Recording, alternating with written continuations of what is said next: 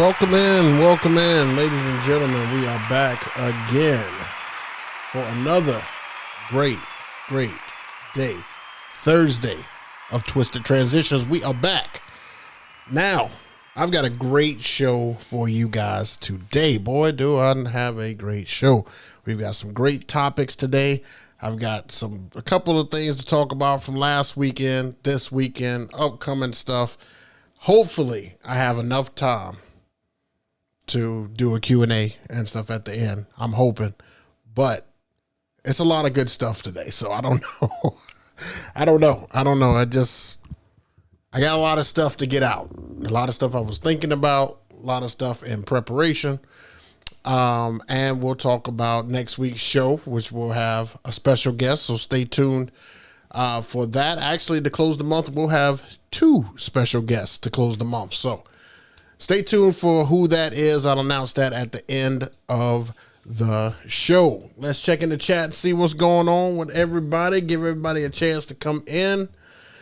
My guy G Kenny, what's happening? Wickman 2A, what is good? What's good, my guy? What's happening? Appreciate y'all coming in, kicking your feet up. If both of you do me a favor, just hit the like button as you come in. And G Kenny, if you would just continue to encourage everybody to hit the like button. That way I don't have to keep doing that. I sound weird doing that. I hate doing it. I absolutely hate doing it, to be totally honest. But yeah, so last week's show, I just want to thank everybody who took a chance and came on the show, episode 100. It was fantastic. I really, really appreciate you guys. Again, I just wanted to say that to you. Thank you so much. And here's to moving forward. This is the first episode on the other side of 100. So really looking forward to what we are going to accomplish in the next 100 episodes. And until I hate doing this, I'm going to continue to do this because it gives me an avenue that I don't have to really do a whole lot of editing, and I can put something up and it's content. It's constant content. Every week you're getting content, and it gives everybody a schedule. You know, you got Nick on Tuesdays, you got Aaron on Wednesdays, you got Book on Thursdays, and there's some sprinkles in there. You get, Rick Webb on Tuesdays sometimes too, but it just kind of gives you a little bit of a schedule. So I like it. I'll keep my Thursdays, and nobody let Aaron jump in on my Thursdays either, no matter how hard he tries. We got some more people in the building. A day in the life of DJ Matt 121. What is happening? K Sounds. What's good? And all right, G Kenny, you have the floor on that. All right, so let's talk about this past weekend. Let's go into that. So this past weekend, I had a pool party, and just because it was kids and stuff there, and this is on YouTube, I decided to take a close picture of my setup. I didn't want to have kids on here, but I just wanted to show you guys. I had the Rev 7 in full effect. I brought out the QSCs, which I haven't used in quite some time, but I am going to be taking them out tomorrow for a similar function, back to school function. So it was pretty cool. It gave me an opportunity to really just practice. And there was something else that I tested that we'll talk about in just a second. But I met an interesting person there. Now, we've always talked about on this show that we need to make sure that whenever we are, playing or doing a gig, we need to make sure we're putting our best foot forward, because you never know who's watching. Now, I went in with I'm not going to lie to you. It was hot. It was outside. They did give me a shaded area, but I forgot my fan, and it was hot. Real hot. Even though we had a pool party, everybody's in the water except me. But I did have a young lady come over to me and ask if I did corporate parties, and that her husband was in charge of entertainment when it came to a local TV station. And he came over, introduced himself, and they said they love, the music, and they might want me to go ahead and do a Christmas party for them, which is great. Got that out of a back to school party. So again, put your best foot forward. You never know who's listening. And like I said, I took this time to practice. I'm not practicing on the music and stuff that I would necessarily play, but I am practicing transitions, moving back and forth, getting some stuff, I was going to have to do this twice anyway, for this past weekend and this coming up one. So I just wanted to see what worked, what didn't work. And kids music is not my favorite thing to play. It's not my forte all the time, but we made it happen. Kids loved it. Kids said, great DJ, blah, blah, blah. I guess I got the stamp of approval for them. Probably be doing it again next year. If I had to do something different, I would probably just make sure I have a fan, because I had plenty of water, but didn't have a fan. But I was able to try something out. So I tried this thing out here. Now, I got this off of TikTok, guys. Look, I'm always looking for something to help out with me. This thing was $12. All right. So this thing goes around your neck, and the circular thing is a MagSafe to hold your phone. So I thought, okay, some people use that to do certain stuff with. What could I use this for? And I think I found a way to use this. So this is me using that very item. And as you can see, both of my hands are on there. I can get content like this. I can actually record content on this thing from on my phone, and I could turn it, vertical, or I could turn it horizontal, whichever way. I did it horizontal because I knew I was going to play it on the show. But yeah, this gives me the option to be able to get content. And just in case nobody's there, if I don't have somebody there, I don't necessarily have to have it. And I did take a chance and lean back with it. Of course, it doesn't show on here because I cut the video off because it's kids again in the video. And I took the music off because I didn't want to get a copyright strike. But anyway, I took a chance on this thing, and I leaned back, and it actually captured the crowd as if I was a cameraman, even though I'm still DJing, because you got both hands on here, which is awesome. So I think that I am going to use this the next time I go to a gig, which is this coming up weekend. So this is the item. Like I said, I found it on TikTok. It wasn't that expensive. It was like $12. Real easy and stuff. Self-explanatory. My neck is a little bit bigger, but it still fit around it. We were still good. So I wanted to show you guys that. And just tell you that the pool party and everything went great. I could not have asked for more from them. And then the sky just freaking fell out right after that. So I was like, cool. I didn't have to pack up and stuff in the rain. As soon as I got in the truck to pull off, the rain just kind of came down. So hopefully we don't have that issue. The hurricane scare is kind of gone for a second. I mean, there's another hurricane coming up the coast, but it's a little further out. So probably just get a little bit of rain here and there from that. But it has been cooling off the summer. It hadn't been as crazy as it has been in the past. So hopefully tomorrow's function is better. I do have my tent and everything ready. If you didn't hear it on last week's show, Academy right now is selling 10 by 10 tents and the back skirt. The tent is $50. The back skirt just has like a panel wall, is $20. So if you're in the market for a tent, definitely go there. That device that I showed on there, again, that was on TikTok. It's like $12. I don't know if that was a sale or not, but it was like $12. It took like probably a week to come in, but it does give you an option if you're trying to capture content and you don't have a cameraman. Just another option for you. So let's take a look at the chat here. DJ Metro, what's happening? What's good? What's good? Solstice in the building. Look at Solstice. Now, he wasn't here last week. Let's see what he says this week. Yo, I'm here. To anyone that missed DJ X, it was such a blast. Gear and the show floor sucked ass, but the parties were lit and people were great. I got 2 or 3 back on my side to get to the DJ. Solstice, you were a hot topic last week. A lot of people are rooting for you to come on the show. So, you know, we are in the works of making that happen, guys, this month, as I have promised. And we'll talk about that in a little bit. Ben Williams, what's good? What's good? Let's see. Ben Williams, DJ X gear was trash, but the after parties and the people were awesome. Okay. I literally said the same thing, that the show flow was trash, but hanging with the people was fantastic. G5, what's good? What's good? And it looks like a lot of people agree. So I guess a question for the chat is, when you go to the DJX and it sucks, do you go back next year?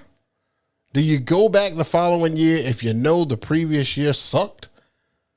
Just in hopes or in anticipation of, you know, it being a better time this time?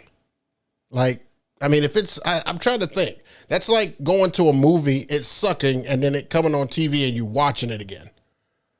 Like, would you go back? I don't know. Good question, though. Good question. Okay. So let's get into some topics and stuff for you guys here. Let's see here. All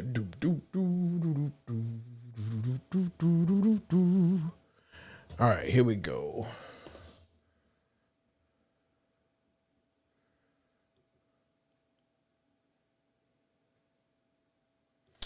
Okay. So, oh goodness. That's not what I want. Here we go. First topic I want to talk about. Sorry for those coming up. This stuff is just kind of, you know, I'm still trying to get the hang of this whole moderator thing. Let me bring myself back on here. There we go. There I am. All right. So first topic I want to talk to you guys about are, I saw this the other day and it just, it jumped out at me at some of the music and stuff that I was playing. So I wanted to look at the top 10 songs that I myself was playing, and I wanted to share that with you guys as well. Now, I will tell you that the first slide that I'm going to pull up here is not an accurate depiction of what I play, because I have never reset my plays at all. Never. I have just, ever since I've had Serato, I have never reset my plays. And so what you see on here, it may have, some of the songs may have reset when I transferred them over to a new laptop, but I have never reset Serato. And so as I get some songs from, as I get some of the songs from like record pools, I don't know if you guys know this, you probably do, but it automatically has the author's plays on there. So if somebody's played a song, you know, 500 times, that's automatically going to transfer over when you download that song. So you'll see what I'm talking about when I pull up the first one here. So I wanted to see the top 10 songs that I played here and see if I can steer clear of those songs. Are those songs that I have to play every event, or am I just playing them because I know that they will work? So I was curious, and I figured that, you know, you guys would want to see that. So here's the first list on here.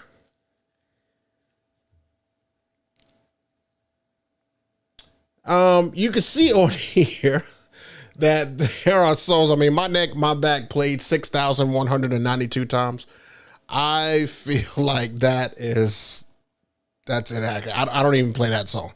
So I know that when I looked at this list, that this was still some of the downloaded music. So I looked all through here to see if there was any song that I played on this list on a regular, and Crazy in Love is one of them. And it has 313 plays. Now, again, I don't think that that's accurate either, because I have different forms of this song. I have, you know, just depending on the event and the groove that I'm in, will decide which version of this song I will play. I think I have 3 versions that I play at weddings, just depending. I mean, I have, of course, all these songs are on here, so I have all these songs, but I mean, I didn't play Gasolina 277 times. I didn't play Real Love by Mary J. Blige 1,000 times. So I wanted to get something a little bit more accurate. So I went down just a little bit further and it came up with this list. And I thought that this one was maybe a little bit closer. So I looked into the songs that were played. I could tell you that Tinashe's song, Nasty, I did not play that song 103 times. I may have played that song 3 times, like maybe on one hand. But Apache's Jump on It, this is more accurate. I've played this song a lot, especially this version. I've definitely played this a lot. Let's see here. Dance Tonight, no. Vanilla Ice, the short edit, yes. This is accurate. This is the edit that I play. It's just very short. It's like a 2-minute edit. It's the beat, the first verse, and the first chorus, and then it comes out. It's real easy to play and real easy to get in and out of. So I definitely have that on here. Now Ray J, Sexy Can I? No, I didn't play that 96 times. I Want to Dance with Somebody with Houston. This version, yes. These two are pretty accurate because if I'm playing one at the event, usually I'm playing the other. So these two are pretty accurate. Let's see. Holla Back Girl, short edit. That's pretty accurate. You can see those in the 90s and stuff. That's pretty accurate. The Jump Around Acapella End by Ragosa. That's pretty accurate. Can We Talk by Tevin Campbell? No. Fat Joe, What's Love? No. Akon, I want like, no. Up Down, T-Pain, no. Staying Alive, Scooter Epic Intro. I do play this one, but I got this song, this version of it. I want to say I got it in 2021, and I haven't had an opportunity to play this song that many times. So I don't think that's accurate either, but I do play that song. Flow Rider Low, right here for 88 or 87. That's about right. And Loyal Dirty. No, I don't play that song. So I went down a little bit further to see if I can get one more accurate depiction of what I play. And so this is right under, right where I stopped at, Loyal, right here. So I looked to see if I want to be down. No, that wasn't me. It wasn't me right here. That is one that I play. I'll probably give it 82. I'll probably say that. No Keith Sweat, no Lucy Pearl, no, yeah, I played this Marvin Gaye, Ain't No Mountain High. I do play this one. That's about right. J-Lo, Get Right, no. It's Tricky, yeah. Lionel Richie, All Night Long, yeah. Michael Jackson, Off the Wall. I play a different version of Dancing Queen, so this is not accurate. This version of No Hands, I play a lot. I don't play this Neo song, but you guys can kind of see. So I just thought that it was funny, some of the music and stuff I play, because the majority of the events I do are weddings. So of course, when I come across these, it always just gives you a sense of, are you overplaying a song? And I feel like for the numbers that I have, I am definitely guilty of overplaying these songs. These are, night starters. I usually use most of these songs to open dance floors. Some of these songs are background music for dinner. So they are going to get played almost, every wedding, depending on whether or not they've given me their own list. But I just want to try to start mixing up how I play my songs, like giving people some more stuff. So what I've done is I've started to, listen to some gig logs from people on YouTube to see if they'll put their opening dance set on YouTube to just kind of see. Also, these other DJs who kind of play, they'll put like old school music or something like that, or old school this or that. I will listen to those to get song ideas for background. And I have found a lot of tracks that I'm going to switch and not play so often, so that it just broadens, my idea spectrum of music. So, right now I feel like I used to be like this. I used to be very closed-minded. Everybody got the exact same dinner music. I wasn't going to stray from it. Then I expanded to about here, and I was like, okay, we're going to try different stuff. Now I'm at this point where it's just like welcoming stuff with open arms. Like if I hear it in a department store, if I hear it, in a restaurant, if I hear it on a gig log, if I hear it being at a wedding, like I am not ashamed to try to Shazam it real quick and say, hey, I think that this will sound good for this particular event. I'm going to take and use it. I used to open my you can almost tell what my opening dinner music was going to be based on my first couple of songs. Now I switched it up to artists who probably never get played, who probably never. I meant to bring my laptop up here so I could tell you some of the songs, but it has helped me tremendously as far as just being unique.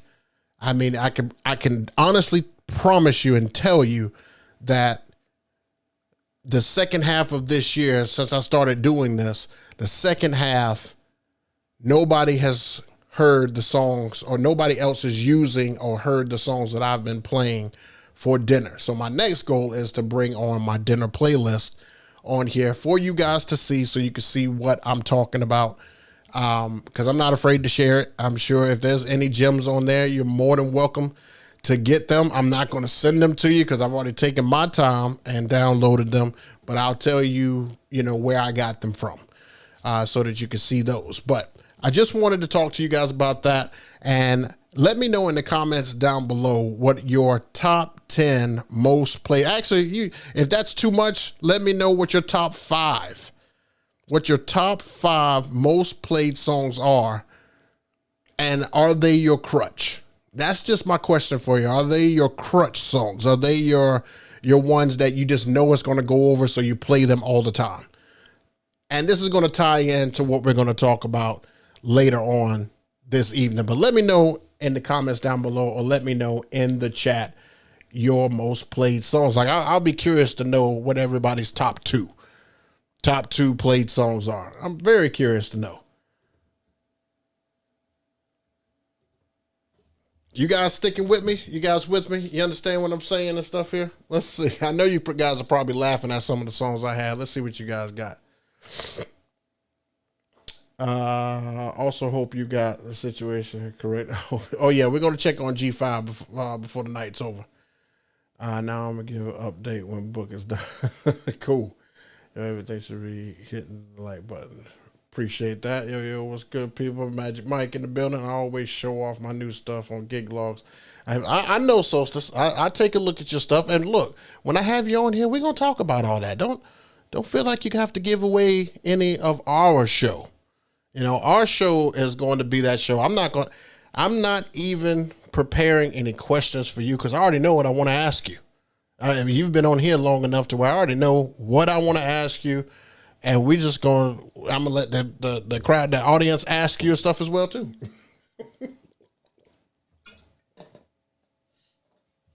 Okay. All right, let's jump into the next topic on here. Told you, man, I got some great stuff today. I've just been thinking about stuff, and it's going to be great. It's going to be great. I promise. Here we go. All right, my next topic is, are you getting your return on investment? Now, you can see that down below, I've got all these things that we invest in. And I say this because I've been down in my garage, and my garage needs help. It needs organization. Like, it had organization, but I'm outgrowing my garage. And I know I need to move some stuff, as far as physically move it or sell it. I definitely know I need to do it. But what I started noticing is a lot of stuff. I'm not even going to say a lot of stuff, because I do use stuff. I just started noticing items that I have in the room that I don't necessarily use that often. Let me give you an example. So right down below, you can see it straight down here, is a haze generator. Now, I have one of these, and that thing just sits, in my garage doing absolutely nothing, dying on the inside. And I'm wondering, was the $300, $400 price tag on this thing at the time, was it a great investment? Did I get my money back on this? I can't even honestly tell you that I got my money back on this.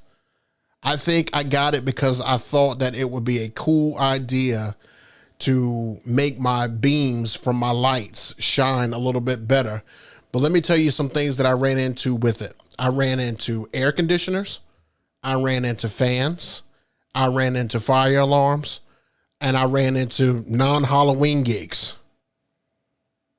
I just did. All of that stuff boded true. Like, air conditioners would turn on and it would push the haze every place but my lights. Fans would be on in the room and it would push my haze everywhere but where the lights are. Smoke alarms would go off because the smoke alarms are the new modern smoke alarms are a little bit more sensitive than the old ones. A lot of stuff can trigger it. So that went off. Not went off. That was a problem. Then not having Halloween gigs like that, something to be able to at least use it, because if you use it maybe at 3 to 4 Halloween gigs, then you kind of get your return on investment. But I have not gotten a return on investment with this haze generator. Another thing that I feel like I barely got a return on investment for are TVs. TVs are becoming an eyesore. A lot of people don't ask for them anymore. They don't use them. They don't want them. And I've got stands, TVs. I got HDMI splitters. I've got programs. I've got all this stuff to be able to run a TV because at the time it was great. But did I get my ROI on it? Did I receive the money back? And I can probably tell you, based on all the stuff that I purchased to be able to run 2 TVs, I would say that I just barely got money back for it. But now those TVs just sit downstairs. They sit in the garage. I mean, just dying. 2 great 50-inch televisions, and they're just dying. Mounts. Those are attached to the TVs. Those poles that I use for those to be able to mount those, like a sprinkle here or a sprinkle there, I'll get a question about TVs. But I am going to take that off of my brochure. I am going to take that off of my offer plate, my media package and all that stuff. No, nobody does that anymore, at least in my area. And we're here in the South, and I know people attach them to their booths, and that's fine. I know people put them over their heads. That's fine. If that works for you, that's fine. I'm not telling you to get rid of it. I'm just telling you, if I had to do it all over again, would I? I'd probably say no. I would just tell people I don't offer it. I don't offer it. It was the labor behind it, the money behind all the stuff. I mean, don't forget about cases. I mean, thank goodness, but I mean, I still have mine in the original boxes, and that's how I brought them. Because I wasn't using them often enough to be able to get a big case. Plus, where was I going to put a big case at the time? At the time when I bought these, it wouldn't fit in my truck. And it wasn't going to get into a U-Haul van when I was using them at the time. It would have just taken up so much room. I can't imagine doing TVs on each side now. Like, imagine me having my stereo T-stand, and having 2 TVs behind me. Like, that would look so weird. Like, some people would be like, ooh, but they would be standing there watching it instead of dancing. I've got I've gotten many more people now dancing and not just sitting there staring, because TVs make people stop and stare. When you do a cycle of people on TVs, they sit there and look and like, oh yeah, look. Oh yeah, look. Hey, you guys, come over here, look. It's just, to me, it's becoming an eyesore. It is. People will put monograms on it. I think that a monogram still serves purpose on like a wall. I think that that still adds the elegance you need. I don't think having it on a TV is it. But I know people that have TVs attached to their stands. That's an option to put on there. CO2 guns. Never had it before. How often would that selling stuff here? How many people trust a CO2 gun to shoot at their crowd?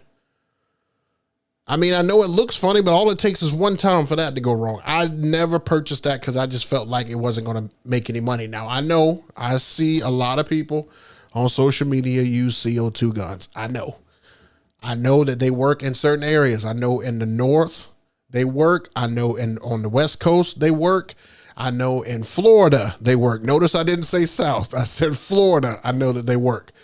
But there's not a lot of people on the East Coast that use CO2 guns. I think Joe Bunn is the closest to us, to the South Carolina region that uses it. I just don't see the worth out of it. I get that it's a cool experience. I mean, drunk people and guns, CO2 being, I just feel like that's not going to mix well. And you usually use those on highlights of the night. You don't use those early. So you're definitely going to be using them on drunk people, to say the least. And then it doesn't last that long. You shoot it off a couple times and it's done. I just don't see the value in it. I mean, unless you're charging some absurd amount, I don't see the value. And last but not least, one of my favorites, the Nimbus. Now, me and Mike, we kind of collaborate on a couple of projects, and we have been talking about this dancing on the cloud thing. We don't know how often people want it, how often people use it, but the amount of people who do outside gigs here, it's incredible. A Nimbus takes up a lot of power. It takes up a ton of power. Just imagine here being outside trying to connect a Nimbus to a generator that you're on and the mobile bathroom is on, because they don't have houses here where people can run in and use the bathroom. It's like a mobile bathroom, not a porta potty, a mobile bathroom that's hooked up, that runs AC and runs light and power and all that stuff. Like a Nimbus is just, again, we've got AC issues here. We've got fan issues here. I just don't think it will get you a return on investment. That's just me thinking. That's just me. And as far as these stands and everything that goes out here, stuff like that, I think, because if you take them out and you're charging more because you look better, I think that those types of things get you a return on your investment. You will eventually pay that off because you look a certain way, not you physically, but your equipment looks a certain way. The cleaner and the neater that your equipment looks. I mean, I've had a planner / coordinator on this very show that says that your setup matters. So I can tell you right now, how your setup is set up, you will definitely get a return on investment for how your equipment and everything looks. So stands, just pretty much stands, facades, tables, things like that, anything that you use like that. If you're going to buy stuff for that, I think that that's one of the biggest investments. Like if you had to put your money into three things, it's lights, stands, and speakers. I would put my initial money into those three and use a corded microphone for now until you can afford a great one. I know that sounds crazy, and that does take you down a notch because your microphone ain't crazy, but $1,000 microphone or $800 microphone could have been a portion of a stand, could have been a great light to help service what you're trying to do, or could have been a money towards a great speaker. That's all I'm saying. So let me know in the comments down below if you guys agree with that. If you guys agree with, whether or not certain stuff is an actual return on investment or not. Do you guys have items that you feel like you just really didn't make your money back on? Because stuff like photo booths, I've made my money back on that. That's great. DJ stands, I've made my money back on that. Cold Sparks, I've made my money back on that. What else do I offer? Monograms, I've made my money back on that. Doubled it on that. Monograms and projector, it definitely made my money back. Like what I charged on there, it didn't take but a year to get that back. But these are the kind of things that I like to, when I make my purchase. How can it benefit me and make me more? Do I just need more of these? I mean, look at these Cold Sparks. These Cold Sparks on here, there's 1, 2, 3, 4, 5, 6, 7, 8, 9. I currently own 5 Cold Sparks. Have I ever used 5? No. Why do I have an odd number? Because Sheds sent me one to review. So I have an odd number. I probably just need one more Sheds one and I'll have 6. But will that benefit me? Absolutely. They have already paid for themselves. Buy items that pay for itself. Buy items that are going to further your business to where you can charge more. If you're just getting it because you see somebody else has it, what's the purpose in that? What's the purpose? Buy it because it furthers your business, not because it's shiny and new and somebody else has it, so you want to have it. I've made that mistake a lot in DJing, seeing somebody else have the fancy controllers. If you further your business, you can buy any controller you want. But even Mike has told me a few times, hey, I started off with the SX. No, I started off with that knob thing that I had, then a SX2, then a 1000, then a Rev 7. I just gradually went up. So yeah, make it make sense, man. Make it make sense. That's all I'm saying. You guys with me?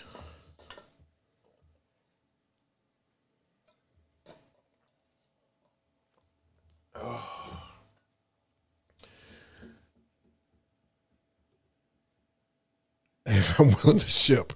Yeah, I got to make that happen, Metro. I've just been slack. Look, it's just me being slack, but being busy and slack at the same time.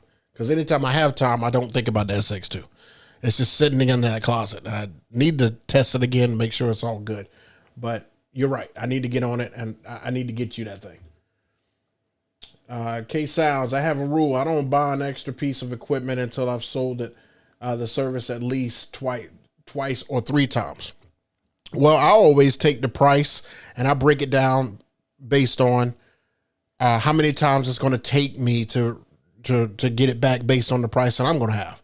I did that with the photo booth. If a photo booth costs $6,000, it's like, how many times do I have to sell this for at this price to go ahead and get $6,000 back and start actually making money with the photo booth? You know what I'm saying? Like, those are the kind of things that you should be thinking and stuff about, not the here today, come tomorrow. I mean, everybody going to get the here today thing. I mean, when Cold Sparks first came out, it was an up north thing. And then it slowly started trickling down here. Nobody down here had them. Then a couple people started having them. And then that's when I jumped on it at the back end, because I was like, even when people would ask me for them, I'm like, I don't have those, but I could probably rent those, because I still didn't want the hassle. So I just waited until I felt like, okay, now is the time. Now when I get it and I send it out or I rent it out, it pays for itself.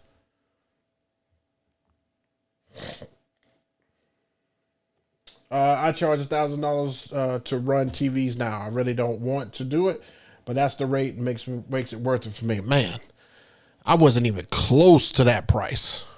Wasn't even close. Because if you get over a certain number of people like, I don't want the TV, and I'm like, damn, I need to make some money off this thing. Yeah, I purchased the DJ on tour and haven't gotten my money back yet. See, I think that's a haze machine, if I'm not mistaken. And it's like, why are we buying hazes now? Why are we buying fog machines and hazes? I mean, They look great when they hit the lights. They look great if you can keep it still. They look great if there's no fan and no AC. They look great. But you find me a venue that will allow for a haze machine that doesn't set off the alarm. I had this great big production thing set up for a prom one year, and I was setting out the haze machine, and I let it a little bit out, and the lady came down. She was like, no, that's a fog machine. And I was like, no, it's not a fog. It's a haze. It's thinner. She was like, oh, no, that's going to set the alarm. As she was saying that's going to set the alarm went off. Nothing I could do, man. Telling you, hazes are just, they might be done. I got a Chinese Nimbus knockoff for like $400 that works just as well. The few times this book works for me. Okay. Look, if it works for you, I'm not knocking it. I'm not knocking it. If you can find a way to make your money back on it, then look, more power to you. I can't make it work here. I have tried and tried and tried. I've tried to push it for what it's worth, and I just won't undersell it because what's the purpose? What's the purpose of underselling it? So I try to push it for what it's worth and stay competitive based on anybody else who's offering it. Yeah, Global Trust. Yeah. How many of you have spent money on those Global Trusts and haven't made your money back on those suckers? I mean, we're talking about $500 a piece each side if you got a 6 foot to 8 foot, stand. Or if you're using the stuff that's over top, if you're running these huge proms and stuff like that stuff is not cheap.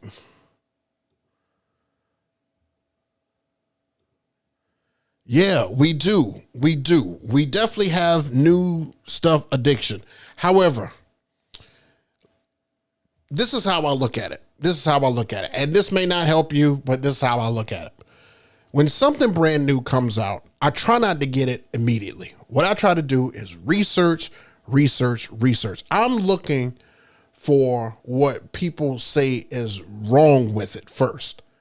It's almost like the iPhone. I do this with iPhone, and I've done it with iPhone for a very long time. When people get the iPhone and stuff, they always run and go get it as soon as it comes out, blah, blah, blah. And they're like, oh, man, my phone crapped out on me. Oh, man, the phone stopped working on it. So I wait all the way until like January. Like the iPhone comes out in September. So I'll wait till like January and February, and then I'll start researching. And I'll start looking at everybody who got it and benefits, pros and cons of it. And if I can find more pros, then I'll probably go get it and try it out probably 6 months after it's been out. Now with DJ equipment, I try to take a little bit longer because of course it's going to take a little bit longer to find flaws with it. But if you just take a second, it's like buying a car. If you're told that Ford vehicles are horrible, I mean, when they put out the new Ford electric vehicle, are you just going to run out and buy it? Because you like Ford? There's like certain aspects of it that they're not going to run out of stock. What happens if you get it a year after it comes out? Because that's what I did with the Rain MK2s. I waited a year to after it came out before I pulled the trigger on them because I wanted to learn more. I wasn't comfortable with just having them just here in a box or just getting it immediately. I knew nothing about them. I didn't know if they were coming out with a better pair. I didn't know if they were retracting them, recalling them. I had no idea. I waited a year after that and then pulled the trigger.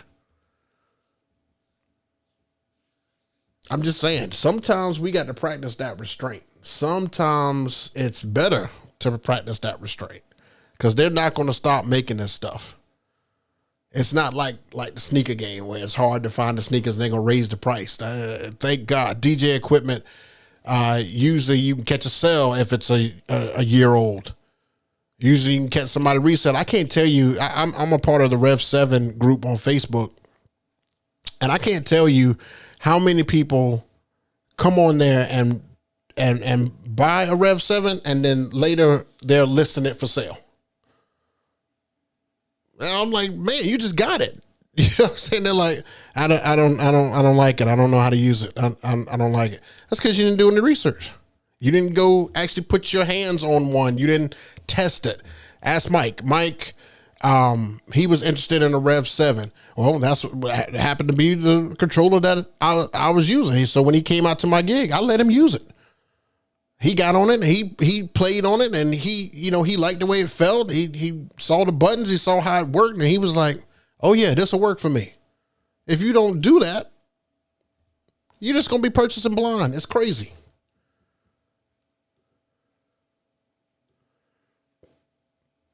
All jokes aside, I'm not buying certain items until I get consistent numbers of gigs that warrant the purchase. Hey, that right there. I wish I can blow this up. This right here. That's how you do it.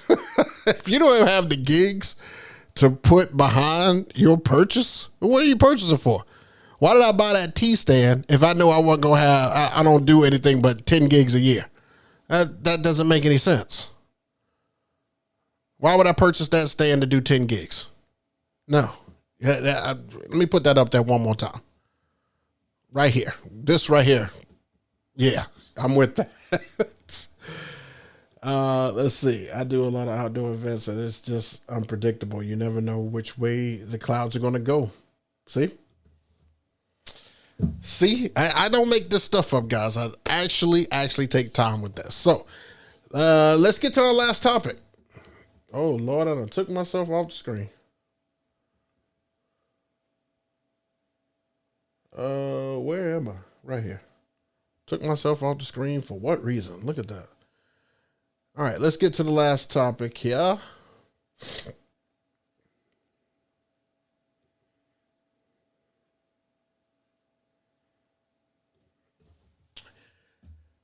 Okay, so my last thing I want to talk to you guys about, I was, and I got a video clip to show you after this too, that kind of inspired this, but I really wanted to talk to you guys about some things that make a great DJ, because I think we have this thing in our minds that a great DJ is something specific. It's one thing.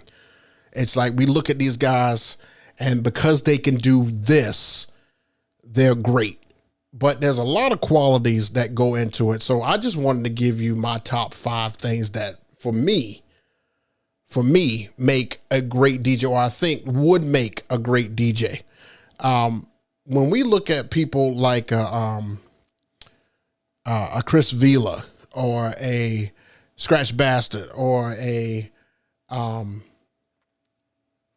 what is it? I think it's Qbert, or yeah. When we look at these guys, all we see is their incredible scratching skills. And we see that they can just absolutely just cut it up with the best of them. That is just a lane. That is just a lane. That does not mean, that doesn't take away from a mobile DJ who gets in and mixes 2 songs together. That doesn't take anything away from that DJ. They have just been doing what they've been doing for longer, and so their skill set is a little bit higher. So I came up with some things that I feel like would give great qualifications for making a great mobile DJ. Let's just call it mobile DJ. So the number one thing is to treat every gig with the same importance. Now I talked about this earlier when I talked about what I did this past weekend, and how, even for a kid's function, we can easily get lackadaisical, and we can just sit back and just be like, oh, these kids don't care. But it's not the kids who they say that we are performing for. I mean, any adult in the room can see you as a potential vendor for any event. You don't know who's getting married, whose child's getting married, who's doing what, who's doing this. I mean, it used to happen to me a lot. I used to do, when I was with my former company, I used to do this thing called Boo at the Zoo. And it was basically, I just go to the local zoo, set up some DJ equipment, play for these kids, let them have fun, and their parents will be standing in the background watching their little kids down. If you're an OG of the channel, you know exactly what I'm talking about. And I can't tell you the amount of people that came up to me and said, hey, I I got a birthday party coming up. You think you could do a birthday party? Or my daughter's getting married. Could you be a DJ for the wedding? Could I have a card for that? Can you do this corporate event? Like, you're playing music and stuff for kids, but can you play for adults stuff too? Like, you get a lot of different looks. So when you're at these functions, you should be giving your A game, especially at a corporate event, weddings, and now even like birthday parties, family reunions. I mean, like, you don't know, some of your siblings, some of your family members could use you or pitch you to somebody and you get a gig out of it. Because just think, all you need is one gig out of that to make the gig that you're at worth it. Because you'll not only make what you made at that gig, you'll probably make a little bit more. Because they don't know that you have more to offer than what they see right there. I mean, I was at the pool party with 2 QSC speakers, my Pro X stand, my Rev 7 and stuff there. No lights, no nothing. Everything was skirted, all in black. They have no idea that I have a T stand and lights and up lights and cold sparks. And they have no idea that any of that stuff is even possible. I mean, the lady that came over to me to ask if I did corporate events and stuff, she asked me, do you have dance floor lighting? She had to ask that because she didn't see it there. And I'm like, yeah, I've got that. I've got up lighting. I've got photo booths. I've got cold sparks. I got whatever you need. And she's like, great. That's even better. Took my card. So for mobile DJs, first thing I would say is to treat every gig with the same importance. That's the first thing. The second thing, man, this was a big one. This is a big one. You can't stress enough how much practice makes perfect. I can tell you right now, when I was on the DDJ 1000 and I just had, a wedding here, and then I would go and do another wedding the following week, but no practice in between. Just like, I've gone through these motions enough times. You start losing creativity when you do that. This is the whole reason why I wanted to pick up Twitch, because Twitch gives you a medium in between for you to have a space to be able to try new things if you're not comfortable trying them on the big stage or on the stage of somebody's wedding. Or if you just want to just practice in general, you could. But there are so many opportunities for us to get better as DJs if we just take them. I know that some people work a second job. I get it. But we're talking 30 minutes. Just 30 minutes of you just putting songs together. You trying something that maybe came across your mind at the last gig. And put these things in your notes on your phone. That's what the phone's for, to use it. I can't tell you how many times I've heard somebody say a combination or I've heard a combination and I'm just like, yeah, I'll try something like that and just put it in my notes right over here. And then when I'm in that room next door, I'll try it. When I'm on Twitch, I'll try it. Because if you mess up, who cares? You're not messing up somebody's day. But you got to try it. You don't want to try it at the event. So that's what I'm saying. Take time, at least 30 minutes, and try to practice twice a week, maybe. I mean, this is what you do. If this is just a hobby, don't worry about it. Go push a button. If you don't care that much about it, then go push a button. That's what I was doing. I was letting the gig just come to me. And it's like, I know how to transition between two songs, so I'm good. Now creativity comes out. Now your transitions are different. Now I don't echo out every single time. Now I don't spin the record back every single time. Now I can duck down on some of these. I can bring in another song, make two vocals mash up, make it different, keep it fresh. Because that's going to play into one of these other tips coming up here. Because number 3 is always be a sponge that's ready to learn. If we stop being able to take in information, then we are putting a ceiling on ourselves. We are definitely capping off our potential. We're telling everybody, nah, I'm good enough. I don't need your advice. Flat out. I mean, that's flat out what you're saying. Even if you don't say it to that person, by you not being willing to be open to new ideas, to new opportunities. Now, let me give you an example. And Mike, I'm sorry I keep using you as an example, but I use you because you have shown me so much. So when Mike talks to me about audio, I am like totally 100% focused in, because believe it or not, I know next to nothing about audio, but Mike is an audio guy. So when he starts talking audio, I'm like, okay, because I know the very bare minimum. I know that if I run this cord into here, it should work. If I run this cord into here, it should work. That's what I know.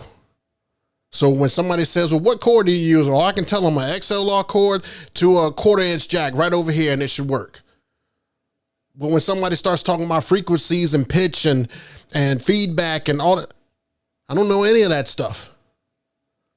So I rely on people like Mike who have a background in this stuff, who provide information like that free now. Because how many times has somebody tried to charge you for their information, especially when it's free? And he's just teaching me, nah, man, you just got to do it like this, and this does this, and this does this. And if I don't understand, I'll tell him, I don't get that, Mike. Tell me again. And he'll run it back and tell me exactly, because I want it to make sense. I want it to make sense. I always want it to make sense. And he does the same thing, from me. If I tell him, hey, man, I think that this right here will work, Mike's like a sponge. He soaks it in. He uses what he can from what I say. I mean, everything that I say is not scripted. Like, it's not what you have to do, but it's a suggestion. It's more than you had before I saw you. It's more than you had before we met. It's more than you had coming into that conversation.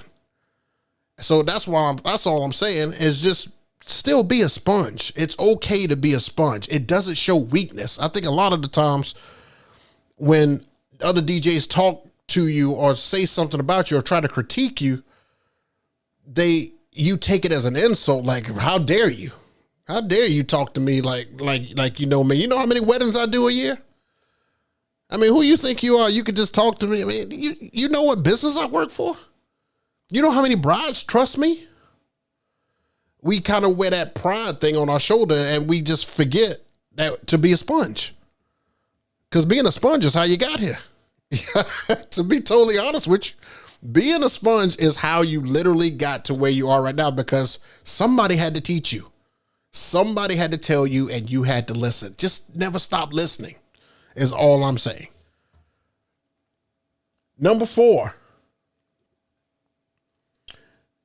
Lord have mercy. Read a or the room. This is so big because once you master this, people will start eating out of the palm of your hand. You will have people in the palm of your, literally, especially if you read the room correctly and you see people starting to dance and stuff a little bit at dinner. And then you're like, oh, shoot, let's see if this works. And then it works. And then you pull them into your dance set and then the whole room just can't help but dance. That means you've read the room. You've paid attention. You weren't doing something else or zoning out or worried about the song. You were paying attention. You have to be able to read rooms, especially if you're going to play for people like DJs, because being on Twitch, your audience is majority DJs. It's probably about 95% DJs until you can get enough people from the real world, because there's a DJ world and then there's a real world. When you can get enough people from the real world to come watch you, that will make your numbers go up. But DJs will get on there and boy, they will roast you.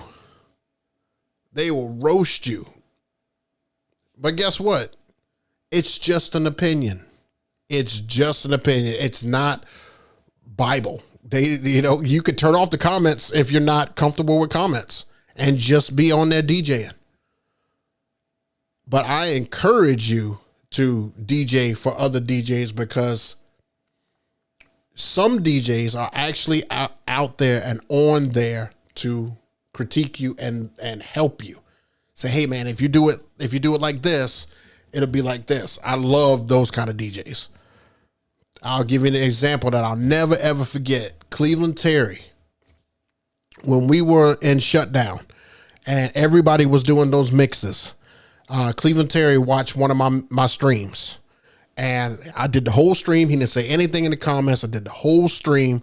And then afterwards he texted me and he was like, bro, if I just want to give you just a small critique. If you want to transition, just like, don't take so much of the low pass filter down to when you're going to transition and try to pull out just the vocals, or if you're going to try to pull out or have just the drums, just don't take so much out of it.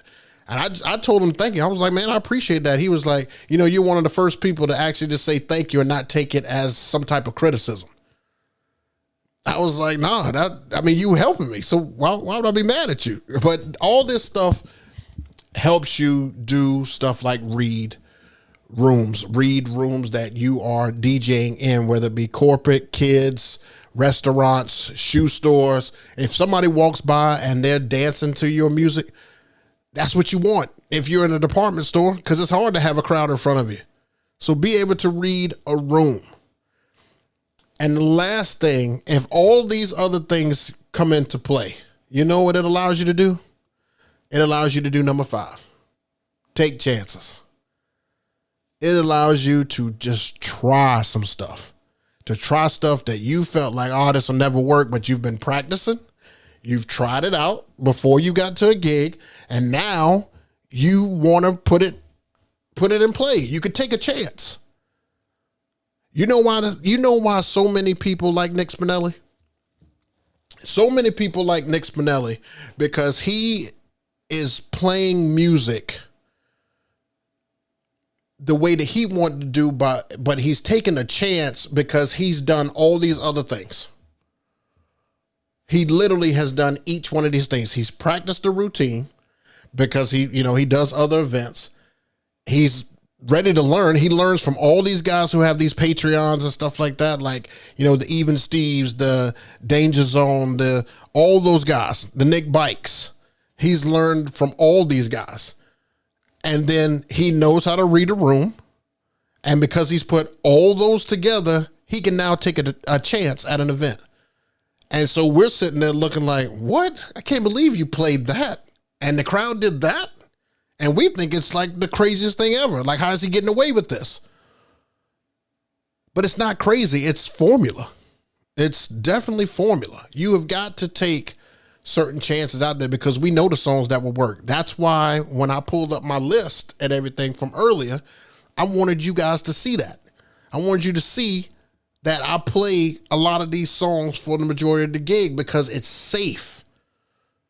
You're going to get by with Ice Ice Baby. You're going to get by with Dancing Queen. You're going to get by with I Want to Dance with Somebody. But what do you not know that you're going to get by with? What are you going to bring back that nobody else is bringing back that is actually hitting? That's why I was saying that I challenge you guys to take a chance. But these are the 5 things right here that I believe that makes a great DJ. Leave your comments and everything in the comment section below and let me know what you guys think. And because I just think that this is the simple formula. I mean, it doesn't get any easier than that. Doing those 5 things just makes it easier for you to move forward in the future. So I have a clip I want to show you guys. I know I'm running a little bit long here, but I have a clip I want to show you guys. And I'm going to get out the way while it's playing here, but this is from Jazzy Jeff here. And if you haven't seen it, just take a second. When we got to about 1998, it started to shift from being about me to being about them. And I was like, okay. And what I've said right now, the new DJ routine is how well you string records together. And that's the DJ routine that the 22-year-old girl knows. That's the one that she's like, oh my God, he played this. He made everybody sing that. He dropped this. He did that. I'm not doing any of that. I'm lining these records up that she's like, oh my God, I'm just trying to figure out how you started playing trap music and 2 hours later you're doing a house set and it never broke. It never broke. The DJ routine has changed over the years. Like it's gotten to the point that it's like, I know, that's why I said, I know when to do my shit. But I also know when to do my shit. Like, oh, ooh, you're going to like that. Like I'm going to play that a cappella and everybody's going to sing and drop. Like if you want to see something wild, watch me do a corporate or a Vegas set. I have an acapella of Play That Funky Music Whiteboard that you start off with the song and I bring the acapella in when they were dancing and singing and everybody is singing. And I bring in I Got the Power. Cool. Yeah. Would play that funky music and when it transitions, play da da da da da da da da till you dance and that is back to back. That's a corporate party. That's every company, every CEO is like, Jeff is amazing. And it's back to back to back to back to back. And you go. I know the scratch DJs that were like, I can't get any work. And I'm kind of like, because it doesn't call for, like, that's why I always said scratching is seasoning. Are you paying attention who you're cooking for? You know, because you could be cooking for a bunch of people that don't like salt. And you can't take it as, well, shit, this is how I do it. So that's fitting a round peg in a square hole. Listen, I'm not going to call you to my house to paint my house and you paint it purple because you like purple's my shit. like yo, this is my house. It's really crazy because these are kind of statements that I would say on a panel to kind of explain to people. Like this is way past a beginner, somebody learning how to do that. It's kind of like once you're, it's levels. Once you're in the club or once you're in the space and you're playing music for people, it's cool when you're doing it for your friends. But when someone hires you, what is the job? Like we got a whole cliche. I'm here to do the job. What's the job? We got. Boy, that's a great clip right there. That's exactly what I was talking about. A lot of what I was talking about.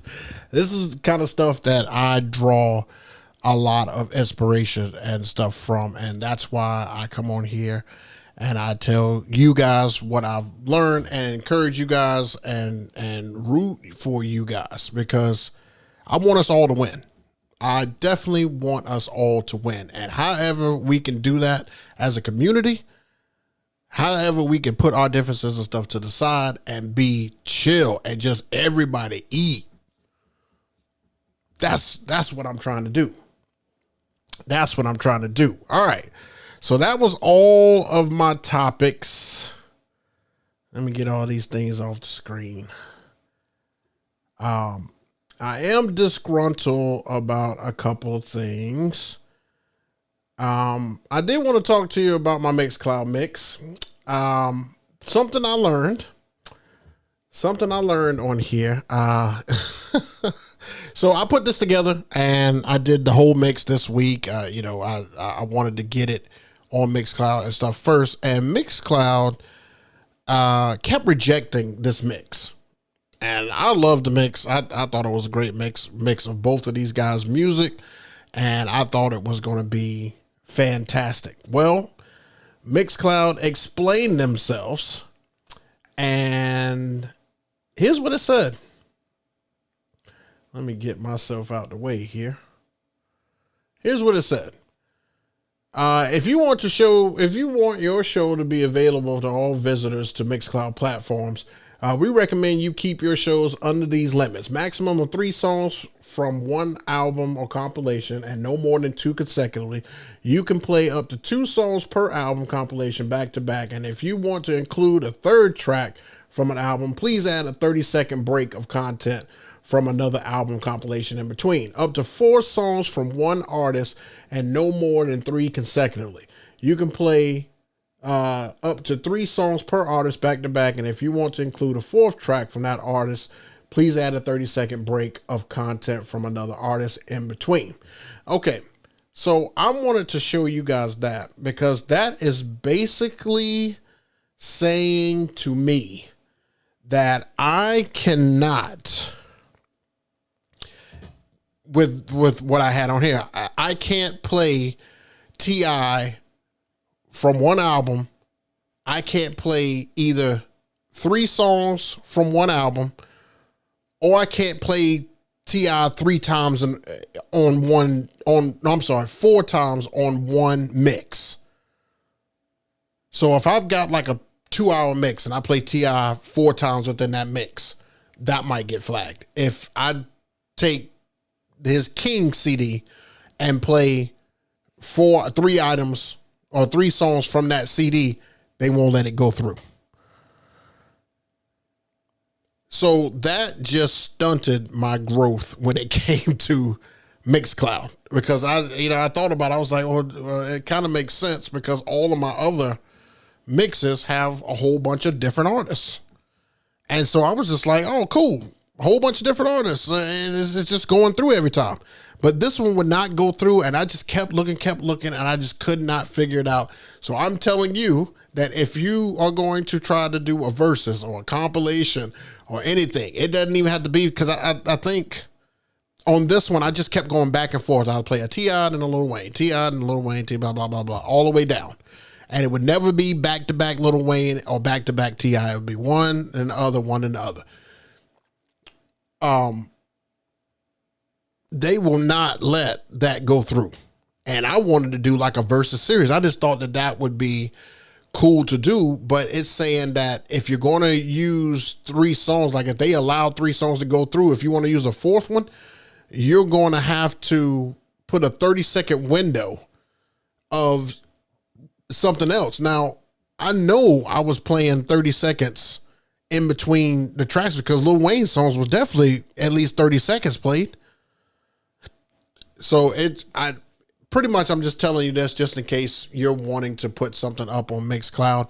I highly suggest that you just get a lot of different songs from a lot of different artists and do it that way, because I have no problems that way. Every time I've done it that way, I've been good. So no problems that way. But I just wanted to bring that to your attention just in case you wanted to. Now, let's talk next week, and then we'll get into some questions. Oh, wow. I knew I was going to take up the majority of the time. Next week, ladies and gentlemen, you have asked for it. You wanted it, and we're going to make it happen. Next week, we've got the homie DJ Solstice in the building. Yeah, we're going to make it happen. It's happening next week. Get your popcorn ready, because I have no idea what he's going to say. I have no idea how he's going to be on the show. A lot of people are scared to have Solstice on, but I'm not. I'm not. We're going to try him out, and we're just going to see where it goes from there. So next week, make sure you tune in, 7 p.m. EST. It'll be 4 o'clock his time. So I hope he's ready. But yeah, 7 p.m. EST, and we're going to have the homie DJ Solstice in the building. Look at him. Look at him. He's excited, guys. He's excited. He's ready. He's got so much to say. I know he's got stuff in store. I know he's ready. But you wanted it, so we're going to make it happen. So that's next week. And then I'm going to try. I'm sorry about last week getting on Twitch. Stuff, life happens on Fridays. That's why I think I may have to move my date on Twitch, because too much stuff is happening on a Friday. I'm going to try again tomorrow. Now I have to be at my gig at 2, so it will definitely have to be a 12 o'clock hop on. and I have to make sure I've got everything done. So after I get off this show, I am going to go get everything prepped for the weekend. And then hopefully tomorrow at 12, I will be able to get on Twitch. So if you would like to follow me on Twitch, please do so. It's DJ JayBook. You hop right on there, and I will be DJing live tomorrow. Since I can't put that kind of mix up over there, I'm going to, and you guys didn't hear it, I'm just going to play that mix again. I'm not going to like play pre-recorded. I'm going to just do it again. I'm just going to do it live so you guys can see it, because I wanted everybody to hear that mix because it was freaking good. At least I felt it was. So yeah, hop on Twitch. And then of course, if you want to hear some of my mixes, you could definitely do so on Mixcloud. It's at DJ JayBook also. It's a free app. So both of them are free. So it doesn't cost you anything. If you would like to subscribe to me on Twitch, you can use your Amazon Prime to subscribe to one person per month on Twitch of your liking. So if you want to use that on me, you can. And of course, if you haven't been able to and you don't currently follow me on IG, definitely follow me at DJ JayBook on IG. All right, let's see. Anything else? I think I covered everything. I went over everything, man. I told you I had a lot to say. Hour and 15 minutes. I hope you guys enjoyed that. Make sure you check us out next week. The homie Solstice will be on 7 p.m. EST. If you've got gigs this weekend, knock them out. It is my birthday on Monday, so another year older. We would just be another year older, really. And nothing crazy. I'm not doing anything crazy. I still got to make it back and be in good headspace for Solstice next Thursday. So, yeah, definitely got to be in a good headspace. So anyway, appreciate you guys, man. I'm going to just go get ready for the rest of the night. If you got functions, make sure you knock them out. Make sure you're living to strive, not to survive. And I will see you guys next Thursday. Or in the comments. Leave those comments. Leave them, guys. And hit that like button before you leave. I know G. Kenny's been telling you, but hit that like button. I need that. Peace, people.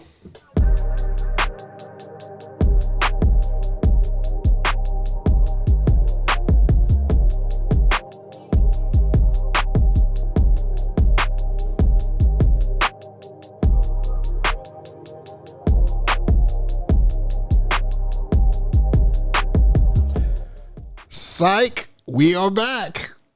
I told you, you thought I was going. I know you thought I was going on there. I know you thought I was going. I know you did. But as promised, we're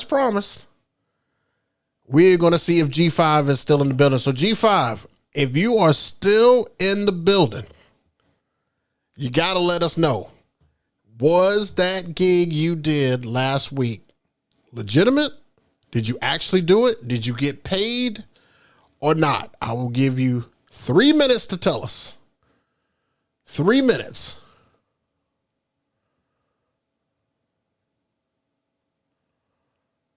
Kevin Thompson, let me answer this real quick. Question about your case for the pool party.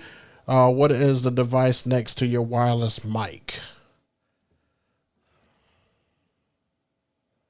That is the Shure mixer for the microphone. It's listed on any of my videos. Just look down in the description. It's a Shure mixer for my microphone. All right, G5, if you are still in the building, we just want to know, did you get that gig? Did it happen? Did you pay for it? Got to let me know. I give you 3 minutes.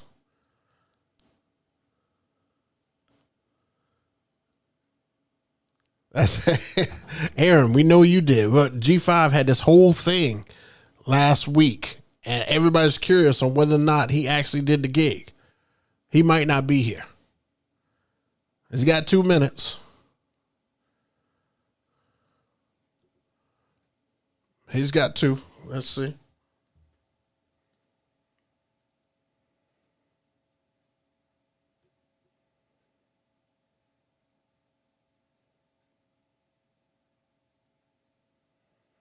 Oh, he did. Let's see. Let me go back in the comments. Update. Oh, he did. Update. Did the job, got paid cash, and didn't set up until money received, like you said. And we all actually had a ball. All right, y'all back. I'll call you. Take care. He did. Oh, okay. All right.